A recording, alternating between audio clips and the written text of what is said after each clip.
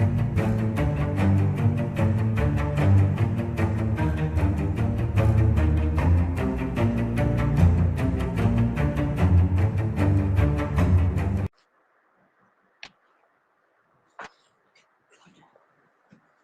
है आपका हमारे चैनल बीटी और बेस्ट में।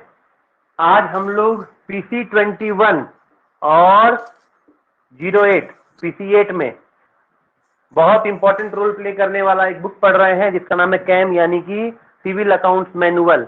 और सिविल अकाउंट्स मैनुअल क्या पढ़ना है इसके बारे में डिटेल दिया हुआ है पीसी 21 के सिलेबस में। आप लोग पहले वहां का सिलेबस जाइए, पूरी की पूरी किताब नहीं पढ़नी है तो घबरा नहीं जाना, you need not to be panic.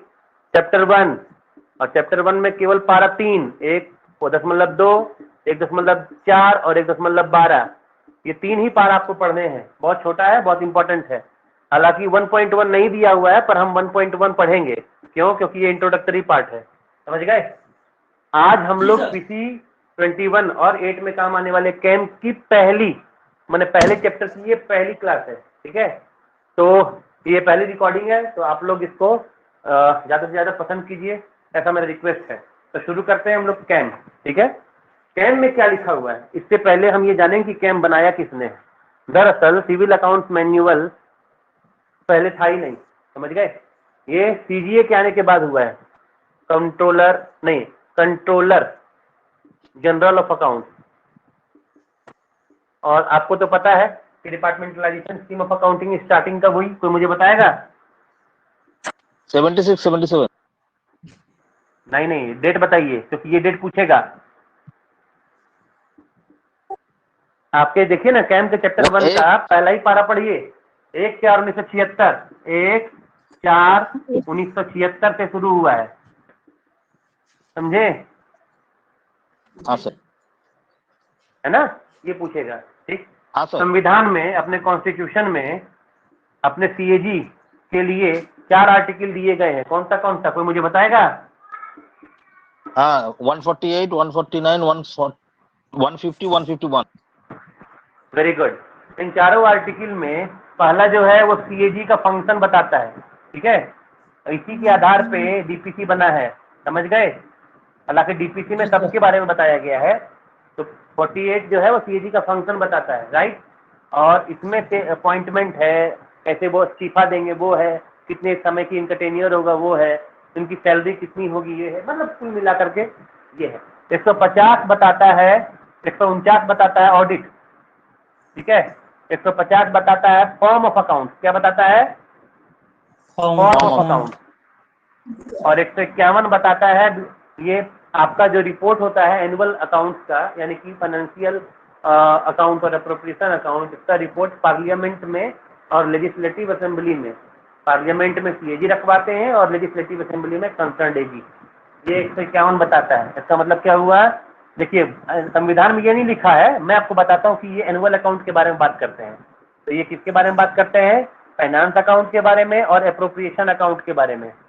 और ये जो है बन जाता है, उसके बाद सीएजी रखवाते हैं पार्लियामेंट में और एजी रखवाते हैं लेजिस्लेटिव असेंबली में। ये लेजिस्लेटिव असेंबली आप लोग जानते हैं ना, विधानसभा राज्यों की। जी सर। है ना, इसमें कोई कंफ्यूजन नहीं होना चाहिए। हम लोगों का जो वास्ता पड़ेगा अभी इससे पड़ेगा, फॉर्म ऑफ अकाउंट से, बाकी 3 से नहीं। बाकी 3 को हम मिटाने जा रहे हैं, क्लियर है। इसमें यह कहा गया है कि फॉर्म ऑफ अकाउंटिंग क्या होगा, ये कौन तय करेगा? तो प्रेसिडेंट, राइट। और प्रेसिडेंट तय करेंगे किसकी सलाह पर? सीएजी की सलाह पर। ये लिखता है कि फॉर्म ऑफ अकाउंट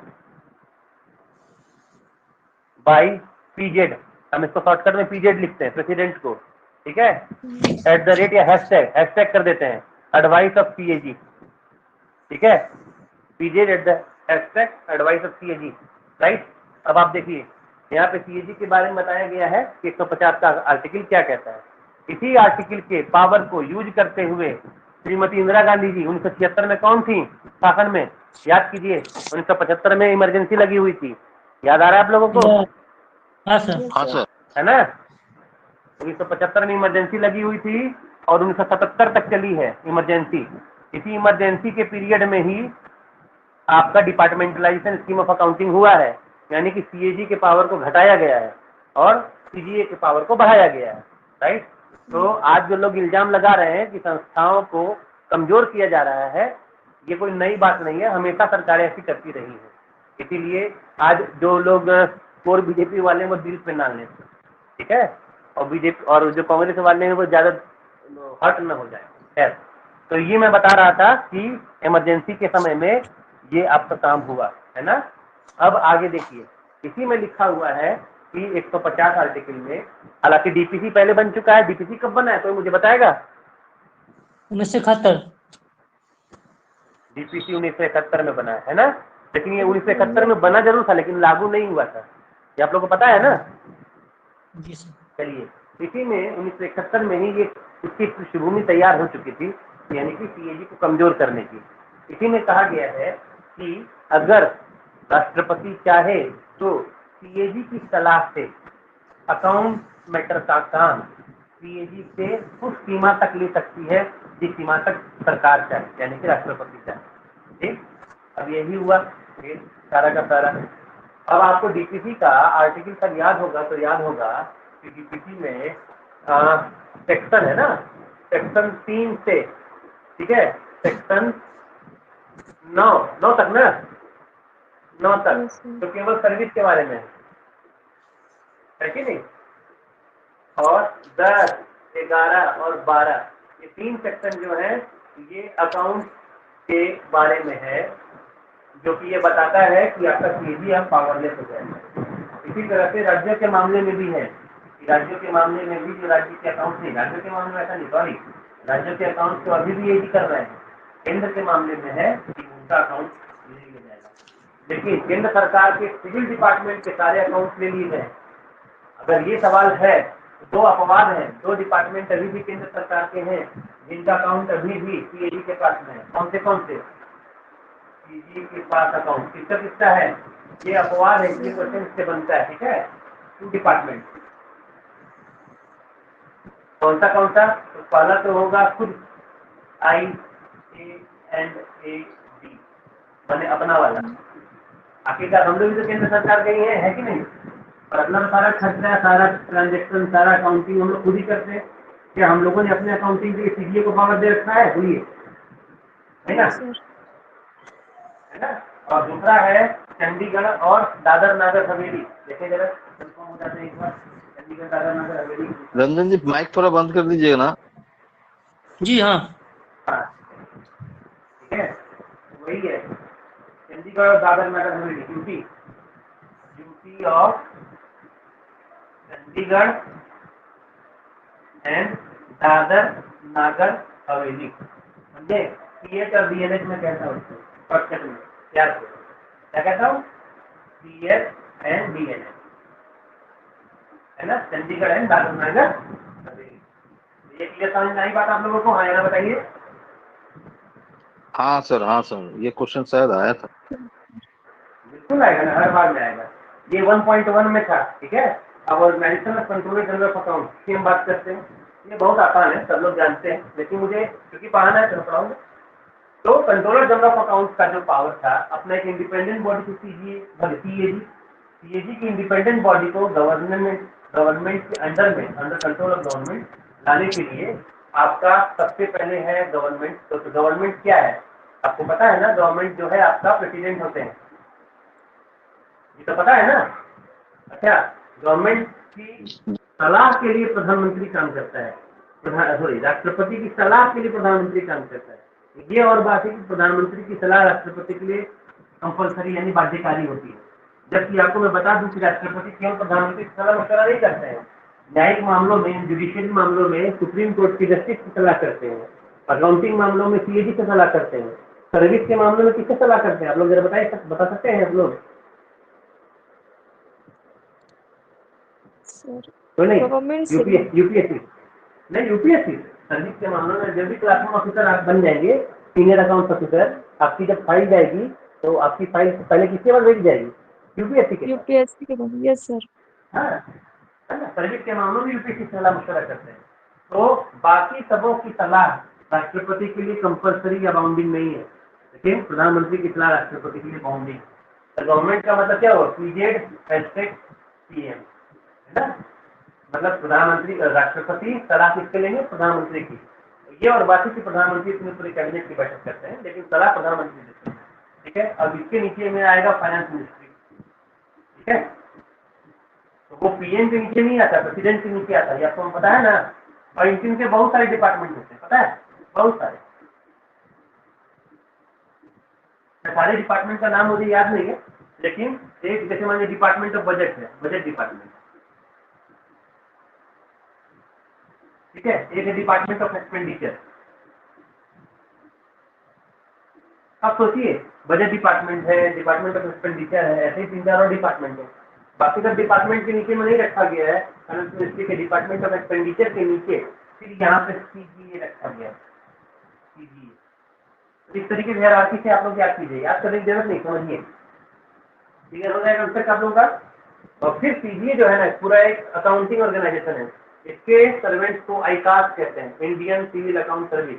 इसकी भी नियुक्ति यूपीएससी से ही होती है, यूपीएससी सिविल सर्विस एग्जाम।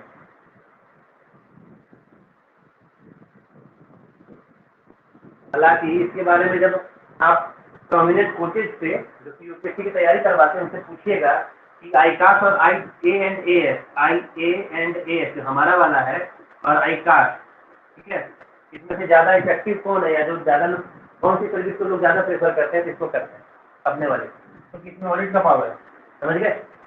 और इसमें आप गवर्नमेंट के अंडर में नहीं। यहाँ तक मामला क्लियर है, तो समझ में आया बात? Yes sir. जी सर। है ना। इसमें जितना दूर तक मैंने बताया आप लोगों को, कुछ छूट गया है? No sir. नहीं ना। हाँ, अब क्या हुआ, इनकी रिस्पॉन्सिबिलिटीज क्या है, ड्यूटीज एंड रिस्पॉन्सिबिलिटीज। तो मैं आपको एक बात बताना चाहता हूँ, आईकास सर्विस में सबसे टॉप पोस्ट जो है वो सीसीए है, ठीक है। सीजीए शायद नहीं है, सीजीए कोई आईएएस ही बनते हैं। मैं 100% श्योर नहीं हूँ, जो मेरे वीडियो देख रहे हैं अगर वो मुझे कंफर्म करके बता सकें कि सीजीए जो होते हैं, ठीक है, वो आईएएस होते हैं या आईकास होते हैं। ये अगर कोई मुझे कंफर्म करके बता सके तो आईकास होते हैं सर, क्या आईकास होते हैं, आईकास होते हैं। आईकास ही होते हैं। यस है ना, सीडीए टॉप पोस्ट, राइट। उसके नीचे सीसीए है ना, सीसीए के नीचे है फिर फाइनेंशियल एडवाइजर। और फाइनेंशियल एडवाइजर किसको सलाह देता है, फाइनेंशियल एडवाइजर सलाह देता है चीफ अकाउंटिंग अथॉरिटी को, है ना। यस। चीफ अकाउंटिंग अथॉरिटी को, है कि नहीं। यहाँ तक मामला क्लियर है। और ये तो आपको मैंने बताया था कि सीए जो होता है वो आईएएस होता है, ये सही है कि नहीं, बोलिए। Yes sir. तो जब आप इन तीनों में ड्यूटी पढ़ेंगे ना, तीनों का मतलब कि जो भी आईकास में आता है सबकी सर्विस का मोटा मोटी सेम डिस्क्रिप्शन है, मोटा मोटी। मतलब आप ध्यान कीजिए, जितने पैराग्राफ मेरे पास दिए हुए हैं आप उन सबको देखिए तो आप पाएंगे कि सबका मोटा मोटी एक ही जैसा लिखा हुआ है, लेकिन इसको कहीं पे दर्ज किया गया है।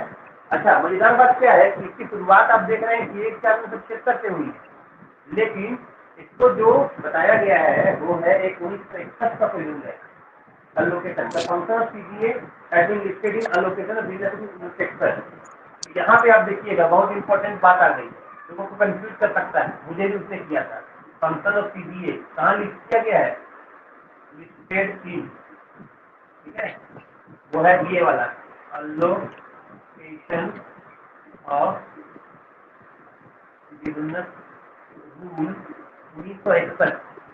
अब आप कहेंगे कि 1976 में हो गए किया है, उससे पहले इससे कैसे लिस्ट कर दिया, भैया ये नियम पहले बना था, इसको बाद में लिस्ट कर किया, राइट। कोई कंफ्यूजन? हेलो। और जब इसको नोटिफाई कब किया गया है, इसी को नोटिफाई किया गया है। कानून जिस दिन बनता है उस दिन से लागू नहीं पड़ता है, जिस दिन से प्रेसिडेंट नोटिफाई करते हैं उस दिन से लागू पड़ता है। नोटिफाइड बाय प्रेसिडेंट, बोलिए। ये है 27 दिसंबर 1980, 27 सितंबर 1980। ये पॉसिबल है क्योंकि कानून बना 76 में, नोटिफिकेशन हुआ है बाद में। तो ये सब डेट जो है इम्पोर्टेंट है आपके एग्जाम के लिए, आपको पूछे जा सकते हैं। हाँ, अब कुछ पूछना चाह रहे हैं जिन्होंने किया है वो पूछ सकते हैं, पूछिए।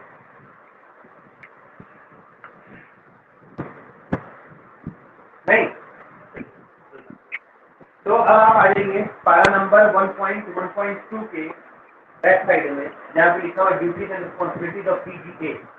तो आपको पहले मैंने बता दिया कि सीजीए की ड्यूटीज एंड रिस्पॉन्सिबिलिटीज के बारे में, उसी तरीके से सीजीए की ड्यूटीज एंड रिस्पॉन्सिबिलिटीज के बारे में और एफए की ड्यूटीज एंड रिस्पॉन्सिबिलिटीज के बारे में सब कुछ एक ही जैसा लिखा हुआ है। अपन क्या पढ़ रहे हैं? आईकास की ड्यूटीज एंड रिस्पॉन्सिबिलिटीज। ठीक है, बिल्कुल भी घबराने की जरूरत नहीं है, एकदम आराम से सब कुछ समझ में आ जाएगा। तो आप लोग देखिए, इसको मैंने हाईलाइट कर दिया है। अब क्या होता है मैं आपको बताता हूँ। देखिए, कोई भी खर्च होता है कैसे होता है, इसकी शुरुआत कहाँ से होती है? आपको पता होगा कि 1 फरवरी को हर साल, यहाँ पे 1 फरवरी लिख देते हैं, हर साल एवरी ईयर बजट पास होता है पार्लियामेंट में। होता है कि नहीं होता? सही बात ये गलत बात?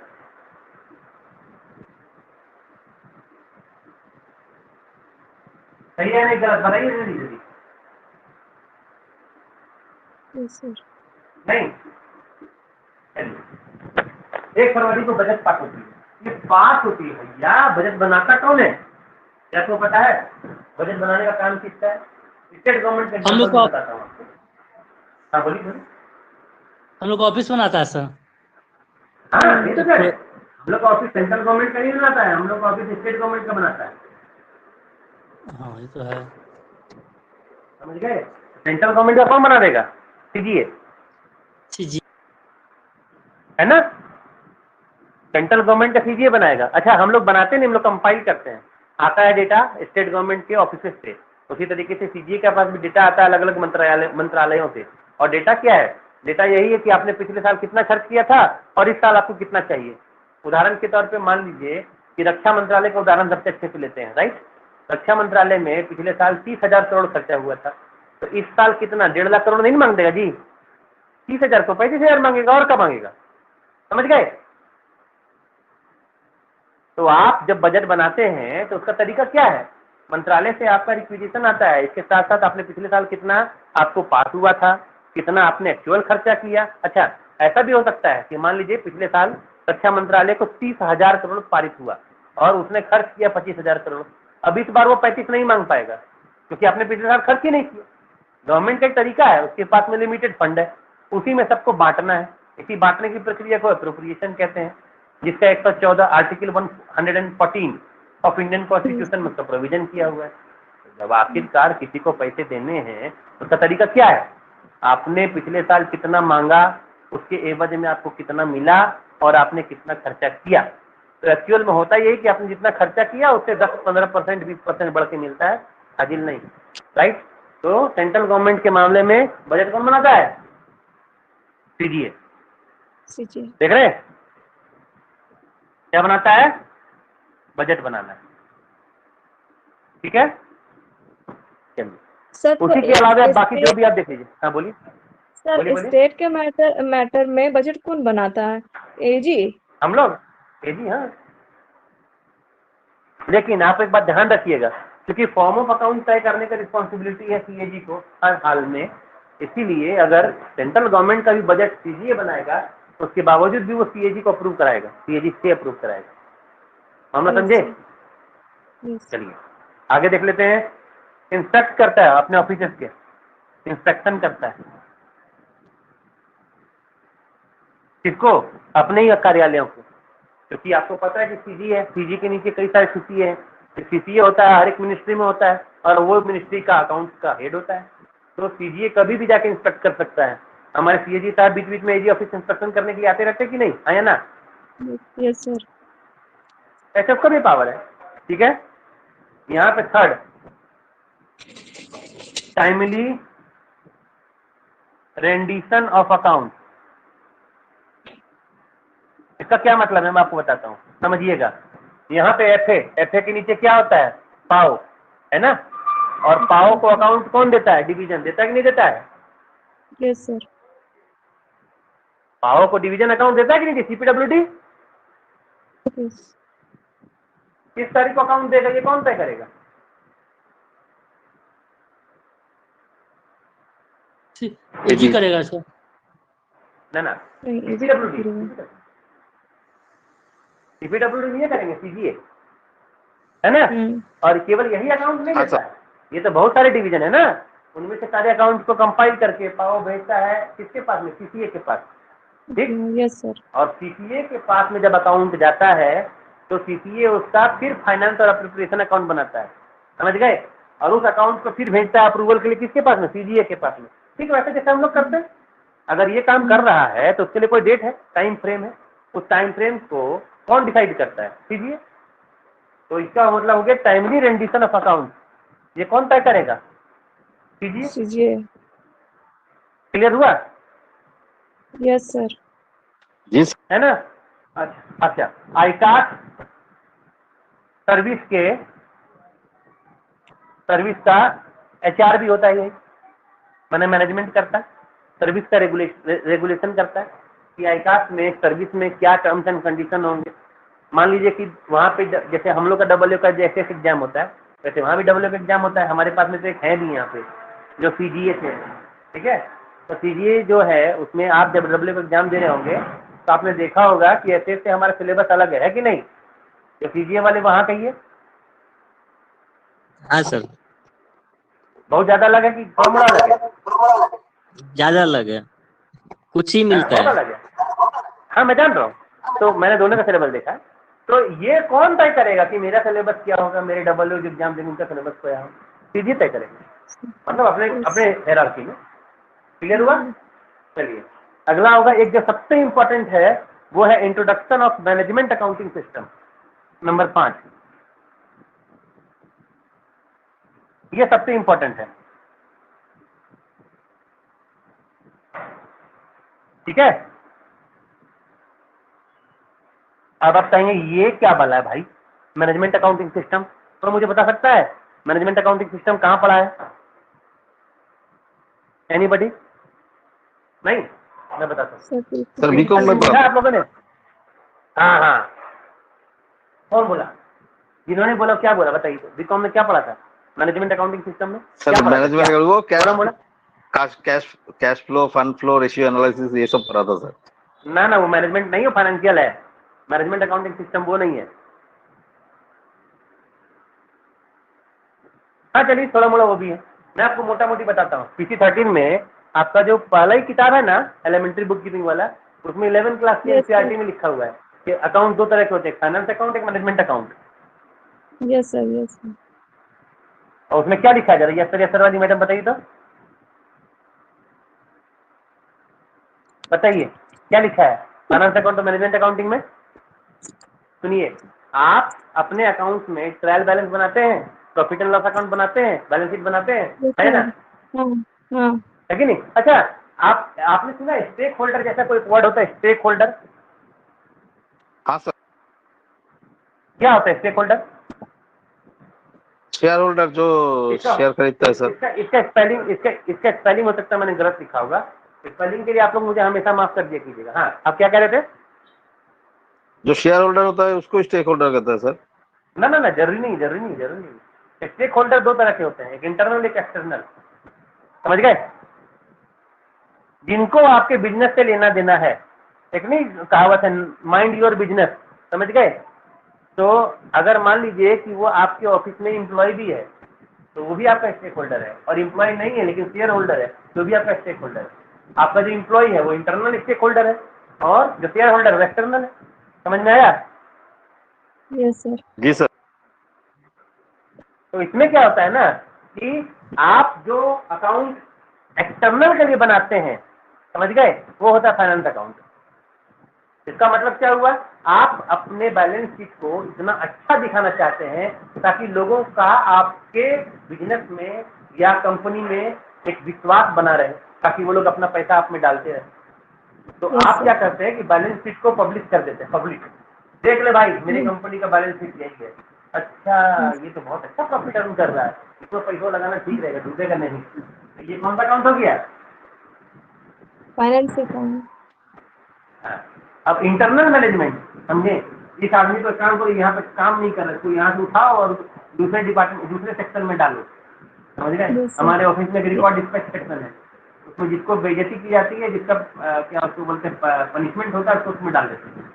तो लोग जिसको पनिशमेंट नहीं भी मिलता है, अगर उनका भी पोस्टिंग हुआ हो गया तो लोग सोचते हैं कि कुछ ना कुछ जरूर हमसे गलती हुआ हो, समझ गए, और होते रहते काम होता है। हालांकि ऐसी बात है नहीं। तो इंटरनल मैटर आप एक कोड आके वहां से वहां डाल रहे हैं। दूसरा, किसी को आप इंक्रीमेंट दे रहे हैं, प्राइवेट कंपनीज में बहुत ज्यादा होता है, किसी को इंक्रीमेंट कम मिलती है, किसी को इंक्रीमेंट ज्यादा मिलती है। That increment is based on their performance. सही है गलत?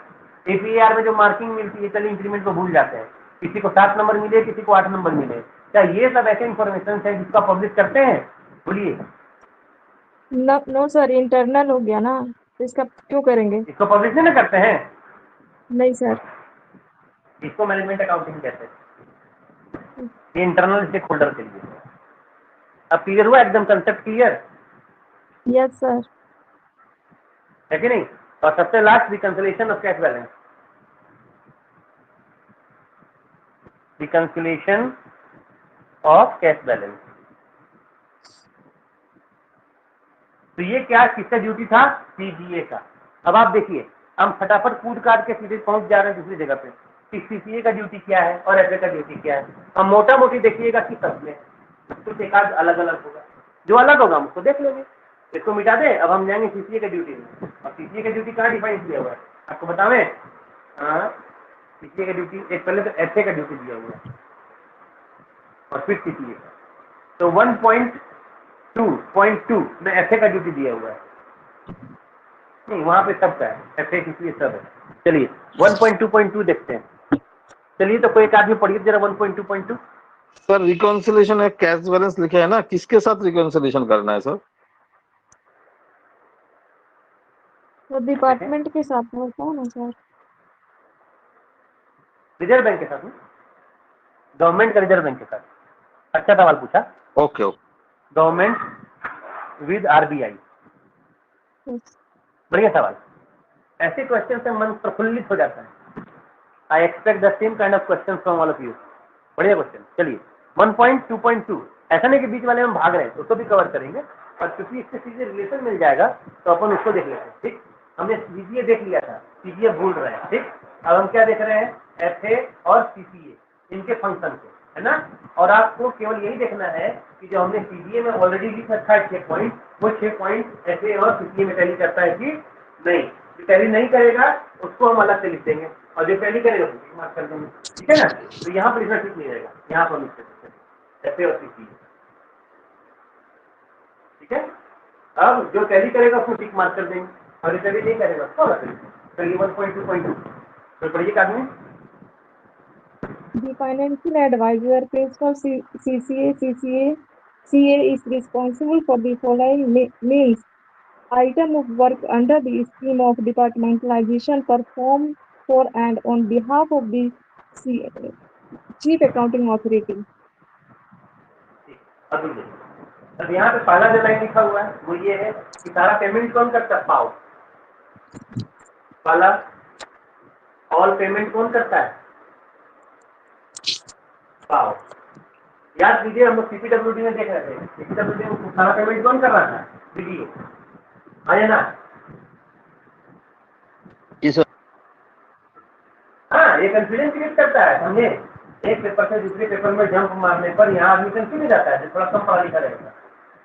सीपीडब्ल्यूडी जब देख रहे हैं तो वहाँ पेमेंट करता है बीडीओ, और अकाउंट किसको जमा करता है? पाओ को। सही है गलत? सही सर। लेकिन जानते हैं आपको पाओ को ही पेमेंट करना है, पाओ के नीचे पेमेंट करने की छूट है ही नहीं। ये क्या आपको पता था पहले से? नहीं नहीं पता sir? Sir sound cut cut के आ रहा है। काउंटर क्या रहा है? हाँ सर, क्लियर नहीं आ रहा। अरे ठीक है, वो बीच बीच में जंप मारता है, इसलिए your internet connection is unstable, इसीलिए ऐसा हो रहा है। इसको एक बार कंफर्म करने के लिए पारा 3.1.1 पढ़िए तो जरा।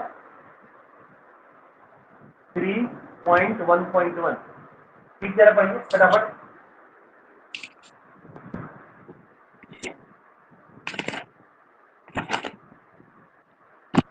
As a general rule, all payments in the departmentalized system of accounting are As a general rule, all payment in हाँ, बढ़िया। As a general rule, all payments in the departmentalized system of accounting are to be made only by the pay and accounts offices of the ministry or department after proper pre-check. However, as a बस बस बस only by power लिख रहा है, ठीक है। Yes, sir. Only by power. जबकि जबकि सीपीडब्ल्यूडी में ऐसा नहीं था, नहीं था ना, now है कि नहीं? वहाँ पे डीडीयू पेमेंट करता था, पावर का अकाउंट जमा करता था। डिपार्टमेंटल सिस्टम ऑफ अकाउंटिंग में ये ग्रेड ऊपर उठ गया। आगे बढ़ जाते हैं। तो जो पावर पेमेंट करेगा, इसको रेगुलेट करने का काम कौन करेगा? याद कीजिए, सीपीडब्ल्यूडी वाले क्लास में आपने क्या सुना था? एक होता है डिविजनल ऑफिसर और एक होता है सुपरवाइजरी ऑफिसर, सुपरविजन, बाकी नहीं Yes, है। sir. तो यहाँ पे जो सीपीए है या एसए है, एक तरह से सुपरविजन का काम कर रहा है, क्योंकि पेमेंट कौन कर रहा है? वहाँ एग्जीक्यूटिव इंजीनियर पेमेंट करता था, सुपरिटेंडेंट इंजीनियर सुपरविजन कर लेता था। यहाँ ऐसा है नहीं, यहाँ पे पावर पेमेंट कर रहा है, सुपरविजन का काम कौन करेगा? सीपीए या एसए, समझ गए? Yes. चलिए अगला point, compilation and consolidation of account. देखिए यहाँ पे टाइमली रेंडिशन ऑफ अकाउंट है ना, इसी के सामने Sir- लिखेंगे नंबर 2। हाँ बोलिए। सर ये ऑल पेमेंट ऑफ पाव एक बार दोबारा एक्सप्लेन कर दीजिए ना। मैडम 3.1.1 जो है आप उसको देखिए, वहाँ पे लिखा हुआ है कि केवल पाओ ही पेमेंट करेंगे आफ्टर प्रीचे। आप अपने एडी ऑफिस में लिखिए ना भाई, एडी ऑफिस में पेमेंट कौन करता है? पाओ के डीडीओ। पाव आपको पाव तनख्वाह कौन करता है देता है? सर, पाव के द्वारा। प्रीचे का सेक्शन कहाँ पे? प्रीचे का सेक्शन कहाँ पे? डीडीओ के पास कि पाओ के पास? पाव के पास। तो सही, आप समझ में आ गई बात? Yes sir. बस वही था, है ना? चलिए आगे बढ़ जाते हैं। तो यहाँ पर था कि पीडीए इंश्योर करेगा टाइमली रेंडिशन ऑफ अकाउंट, और पीडीए इंश्योर क्या करेगा? Compilation and consolidation of account.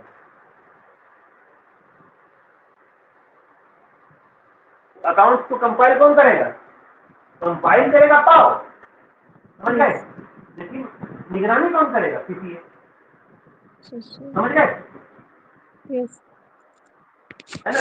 यहाँ पे ठीक है, एप्रोप्रिएशन अकाउंट, जैसे बजट बनता है, बजट किस बेस पे बनता है? मैंने आपको बताया था ना, बजट किस बेस पे बनता है? फाइनेंस अकाउंट और एप्रोप्रिएशन अकाउंट के बेस पे, है कि नहीं? तो यहाँ पे फाइनेंस एंड एप्रोप्रिएशन अकाउंट बनवाने का काम किसका है? ऐसे और सीपीए का। तो यह है, एक और टर्म यूज किया गया है, डिमांड फॉर ग्रांट। डिमांड और ग्रांट, इसका मतलब समझ में आया? नहीं, मैं आपको बताना चाहता हूँ, सुनिएगा। हम लोग क्या करते हैं कि स्टेशनरी परचेज करते हैं। एक छोटा सा एग्जांपल है, या आप लोग इसको डीसी एसी डीसी बिल से समझ सकते हैं, राइट? किसी हेड में पैसा है तो आप उस हेड में खर्चा कीजिएगा, आगे ना? Yes sir. मान लीजिए कि किसी हेड में पैसे में नहीं है, अब आप याद कीजिए, आपका स्टाफ जाता है एलटीसी लेकर के घूमने के लिए ऑल इंडिया टूर या कहीं भी जाता हो, ठीक है? और उसके बाद में एलटीसी के लिए वो क्लेम करता है। एलटीसी क्लेम उसका तभी मंजूर कीजिएगा जब एलटीसी हेड में पैसा होगा, हाँ कि ना? Yes sir. तो अगर एलटीसी हेड में पैसा नहीं हुआ तो क्या कीजिएगा?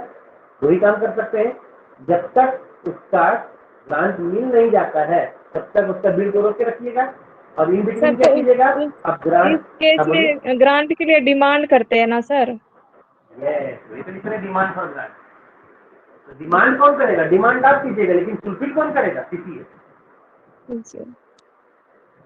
समझ गए? Yes sir.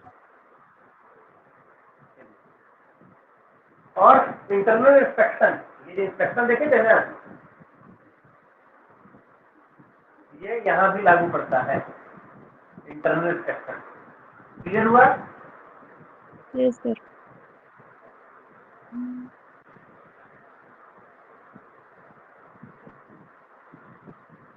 चलिए, अच्छा एक और मैं बात बताना चाहता हूँ कि पाओ और पीआरए दोनों अंतर है, दोनों में बहुत गड़बड़ होता है।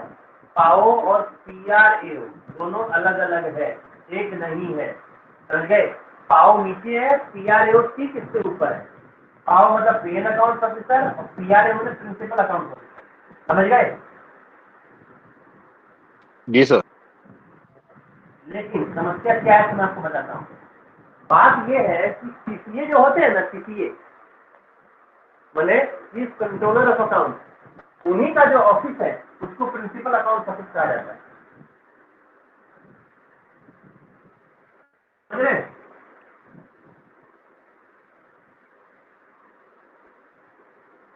सर आवाज नहीं आ रही है। आवाज तो आ रही है। हाँ, आने के लिए इसमें थोड़ा डिस्टर्बेंस हुआ था। हाँ, मैं क्या बोल रहा था कि जो सीसीए का ऑफिस है उसी के ऑफिस को प्रिंसिपल अकाउंट ऑफिस कहा जाता है। और ये बात कहाँ लिखी हुई है? ये बात लिखी हुई 1.2.3 में। जरा पढ़िए तो 1.2.3, 1 2 3 पढ़िए जरा फटाफट। 1.2.3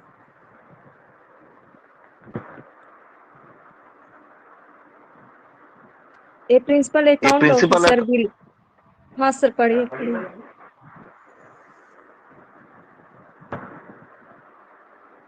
पढ़िए लेकिन मैडम आप ही A पढ़िए। principal accounts office will function under a principal accounts officer, such as principal CCA, CCA or CA of the ministry or department concerned, which shall be responsible for a बस consolidation रुक of जाइए, the नहीं नहीं, अब रुक जाइए। यहाँ पे आपको जो ब्रैकेट में लिखा हुआ वो सारा कंफ्यूजन क्लियर करता है। और ब्रैकेट में क्या लिखा हुआ है? प्रिंसिपल अकाउंट ऑफिसर, और ब्रैकेट में principal CCA oblique CCA oblique CA, सही है कि नहीं? Yes sir. तो प्रिंसिपल अकाउंट ऑफिसर कौन है?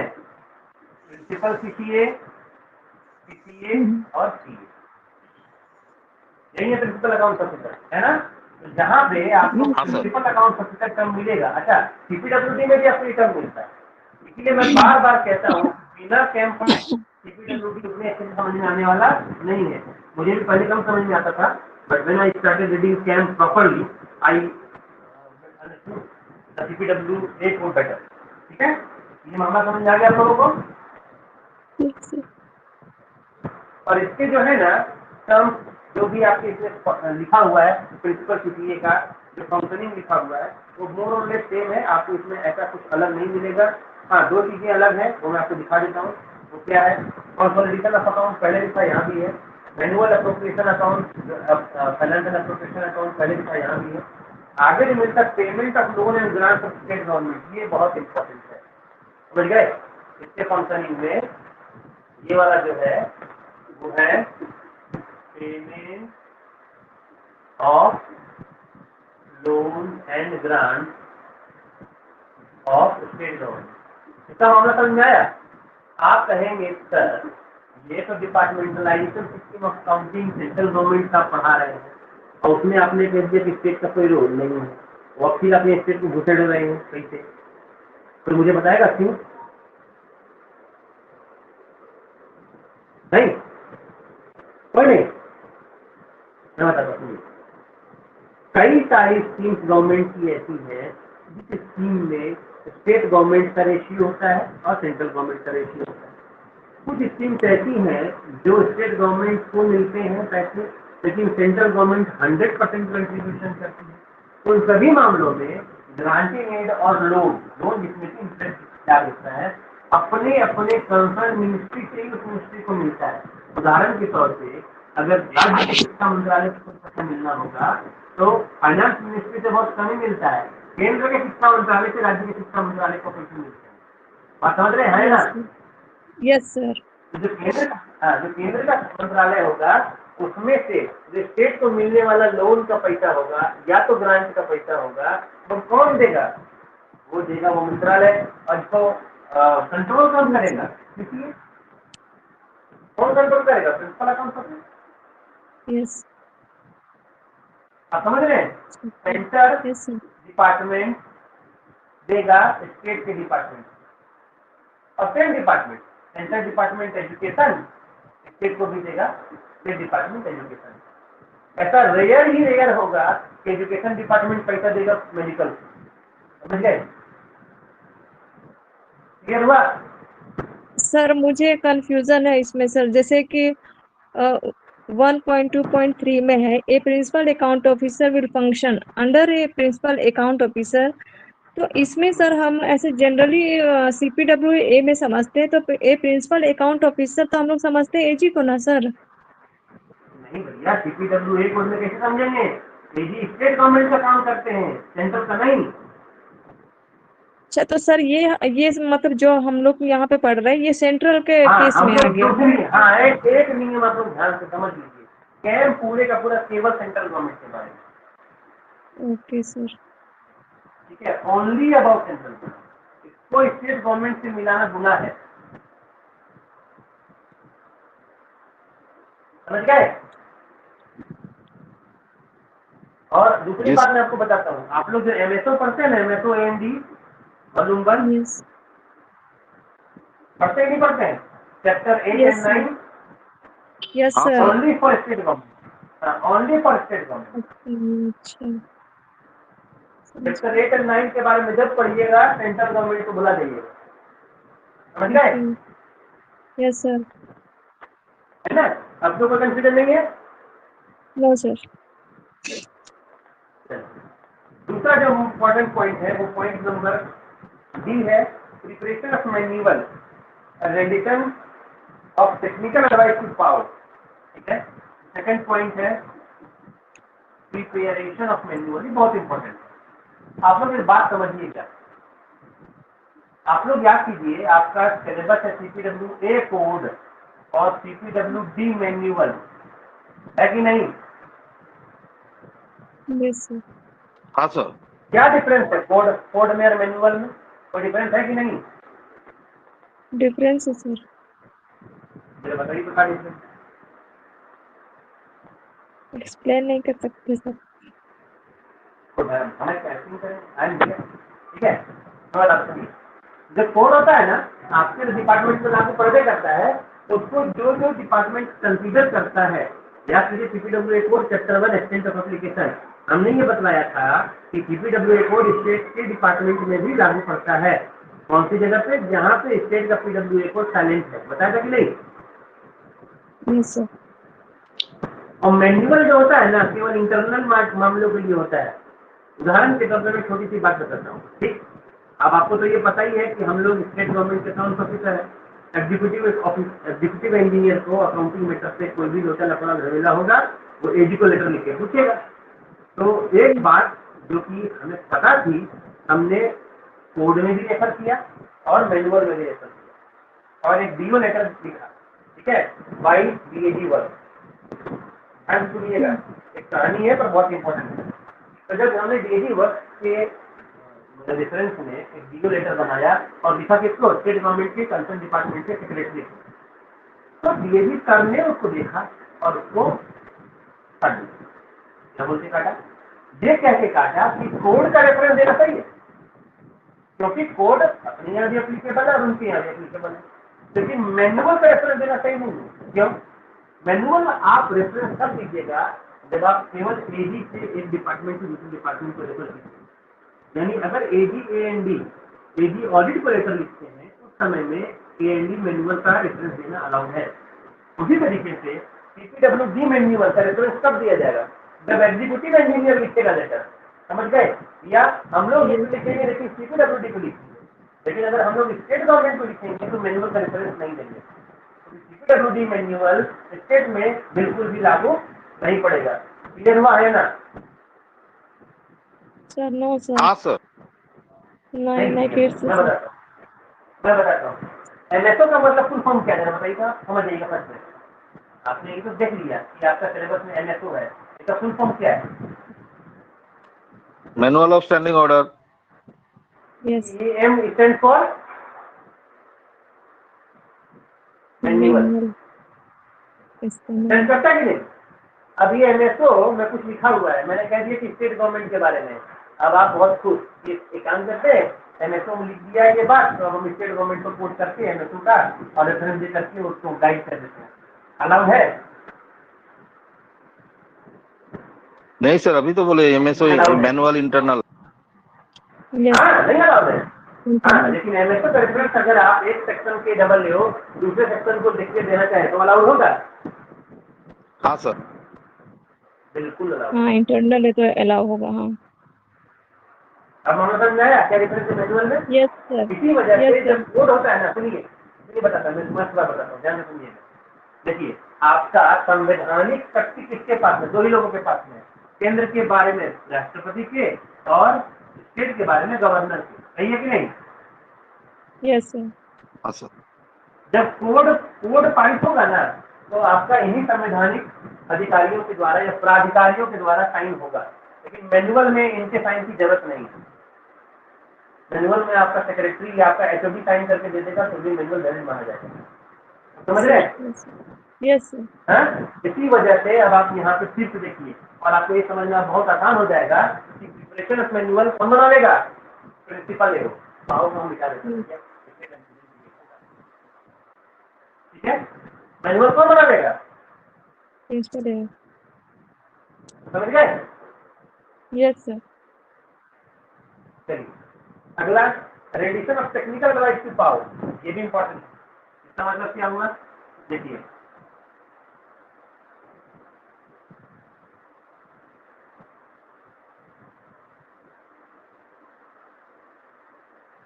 डीपीडब्ल्यू को वापस ले जाते हैं। एग्जीक्यूटिव इंजीनियर को अकाउंट के मैटर में किसी तरह का कंफ्यूजन हो जाए, टेक्निकल मैटर नहीं जो होता है इंजीनियरिंग का मामला है, अकाउंटिंग मैटर में किसी भी तरह का उसको कंफ्यूजन हो जाए, किससे पूछेगा? एरिया से पूछेगा, हाँ कि ना? हाँ सर। अभी से पूछेगा सर। हाँ जरूर। एडी ऑफिस अगर कुछ कंफ्यूजन है किससे पूछेगा? सीएजी से पूछेगा, हाँ कि ना?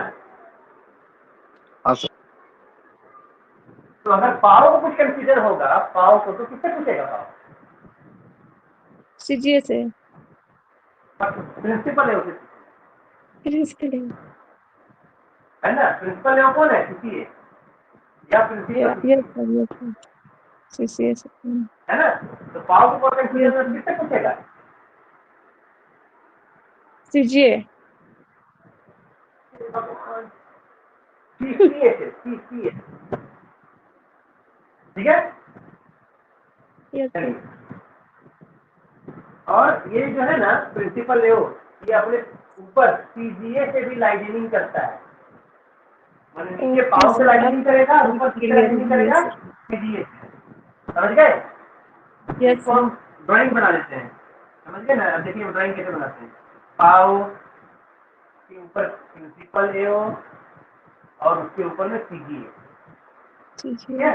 तो ये इस तरीके से बिटवीन का भूमिका निभाता है। प्रिंसिपल लेओ जो है पाओ को बोलेगा और सीजीए से सुनेगा, क्लियर है ना? एक last but not least and that is very important is that maintaining appropriation audit register. ये आपके एमसीक्यू में पूछेगा निश्चित तौर पे, उसको आप लोग अच्छे से देख लीजिएगा। Point number 5, maintenance of appropriation audit register, जरूर देख लीजिएगा। कौन मेंटेन करता है? Principal CCA. अप्रोप्रिएशन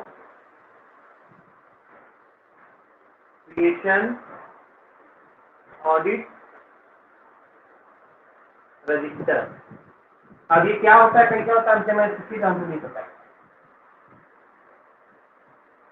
और ये क्यों होता है ये पता है। ये एक्सपेंडिचर के प्रोग्रेस को मॉनिटर करने के लिए होता है। क्यों होता है?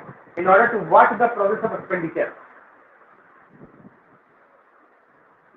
To watch the progress of expenditure. Clear हुआ? है ना? बताइए, बोलिए क्लियर हुआ कि नहीं? ये वाला फिर से बता दीजिए सर। मैडम कोई एक अप्रोप्रिएशन ऑडिट रजिस्टर होता है जो प्रिंसिपल वो मेंटेन करते हैं अपने ऑफिस में। वो मिनिस्ट्री में जो भी एक्सपेंडिचर हो रहा है, एक्सपेंडिचर कौन करता है आपको याद है? पाओ करता है कि नहीं करता है? तो मान लीजिए कि सीसीए के नीचे में बहुत सारे पाओ हैं, पाओ पाओ पाओ पाओ पाओ पाओ पाओ 1, पाओ 2, पाओ 3, पाओ 4, इस तरीके से बहुत सारे पाओ हैं। उन सभी पाओ के जो खर्चे होते हैं उसका ग्रांट, अच्छा आपको ये पता है ना कि आपको किसी भी हाल में जो आपको ग्रांट दिया गया है उससे अधिक का खर्चा नहीं करना है। Expenditure never should be excess the grant available. लेकिन ये हाँ, सर। कैसे पता चलेगा?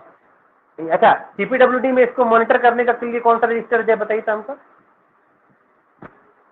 सीपीडब्ल्यूडी में इसको मॉनिटर करने के लिए कौन सा रजिस्टर है? ये रजिस्टर ऑफ वर्क का नाम सुना है? सीपीडब्ल्यू फॉर्म 40, यस हाँ सर। 40 सीपीडब्ल्यू 40 का नाम सुना है? यस सर क्या था ये? Register of work. और ये क्यों बनाया जाता था? एक्सपेंडिचर हाँ अगेंस्ट हाँ वही। ग्रांट, उसको मॉनिटर करने के लिए बनाया जाता ना। हाँ बस सर, जैसे यहाँ रजिस्टर ऑफ वर्क है वैसे यहाँ एप्रोप्रिएशन ऑडिट रजिस्टर है, समझ गए?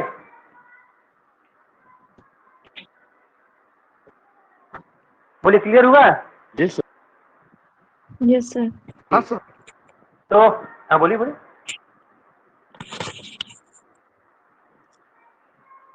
तो आज हम लोग इस क्लास को यहीं एंड करेंगे। चैप्टर 1 में अभी तक हम लोगों ने 1.1 और 1.2 देख लिया है।